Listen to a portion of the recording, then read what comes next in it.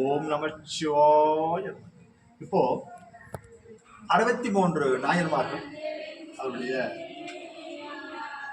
ஒவ்வொரு நாயன்மார்களும் எந்த மாதம் என்ன நட்சத்திரத்தில் அவர்கள் பிறந்தார் என்பதற்காக என்பது உடையது. இன்றைய நட்சத்திரம் அதான் மார்கழி சுவாதி நட்சத்திரம் என்று இவர் பிறந்த நாள்.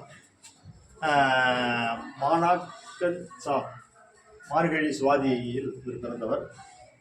ஒவ்வொருவரும் ஒவ்வொரு மாதமும் ஒவ்வொரு நட்சத்திரத்திலே பிறந்தவர்.